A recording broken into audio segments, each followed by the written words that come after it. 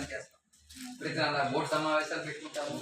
రైతుకు వచ్చే లాభం ఏంటి? ఇక్కడ ఎరువులు, పురుగు మందులు, విత్తనాలు మార్కెట్ రేట్ కన్నా కొంచెం తక్కువ ధరకి క్వాలిటీ ఇవన్నీ మీకు అందుతాయి. అది మీకు ఫస్ట్ లాభం ఉంటుంది. రెండోది యాజమాన్య పద్ధతులు ఎలా చేసుకోవాలి. మొక్కజొన్న ఉందనుకోండి, మొక్కజొన్నలో హై ఈల్డింగ్ వెరైటీస్ ఎలా చేసుకోవాలి. ఇప్పుడు మొక్కజొన్న తీసుకుంటే మీకు ఒక చెట్టుకి ఎన్ని కంకులు వస్తున్నాయి? 2 వస్తున్నాయి, 3 వస్తున్నాయా? ఒకటే వస్తుంది. ఒక చెట్టుకి 3 కంకులు వచ్చేస్తే మీకు లాభమా నష్టమా? అలాంటి హై ఈల్డింగ్ వెరైటీస్ అంటే ఏంటి? అధిక దిగుబడి వచ్చే వంగడాలను పరిచయం చేయటం రైతులకి.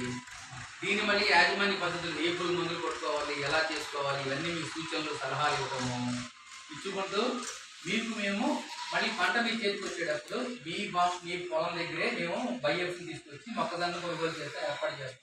అది కూడా ఎంఎస్పీకే చేస్తాం. అంటే ఏంటి? కనీస మద్దతు ధర. మేము కనీస మద్దతు ధరకి మేము కొనుగోలు చేసి ఏర్పాటు చేస్తాము. మీకు సలహాలు ఇస్తాము, సూచనలు ఇస్తాము. ఈ విధానాలన్నీ మీరు చేసుకోవడం వల్ల వచ్చే రైతుకి బెనిఫిట్ ఏంటంటే మనకి మంచి క్వాలిటీ ఇన్పుట్స్ అన్నీ దొరుకుతాయి. అలాగే రెండవది ఏంటంటే గవర్నమెంట్లో పథకాలు ఉంటాయి. గవర్నమెంట్ ఏంటి? మల్చింగ్ కానీ, మల్చింగ్ ఉందనుకోండి, మల్చింగ్ కొనుక్కోవాలన్నా, మైక్రో ఇరిగేషన్ డ్రిప్స్ కానీ ఇలాంటివన్నీ మీరు పెట్టుకోవాలన్నా కూడా గవర్నమెంట్ సబ్సిడీ ఉంది. అప్లికేషన్ మేము పెట్టిస్తాము.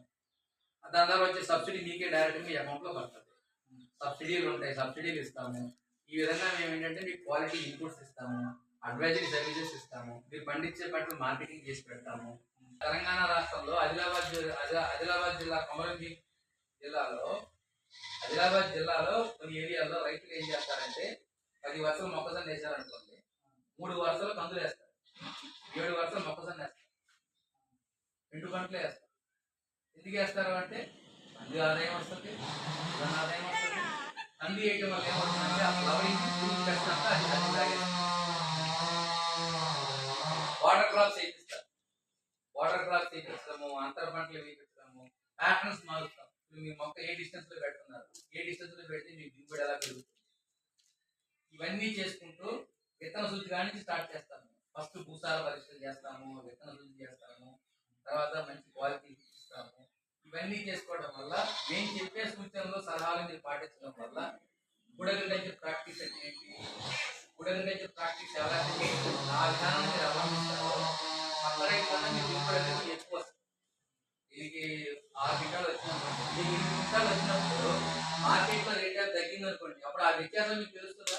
ఎక్కువ దిగుబడి వచ్చిన రైతుకి ఏముంటుంది? నాకు 8 క్వింటాలు వచ్చింది కాబట్టి నాకు రేట్ మంచిగా వచ్చింది.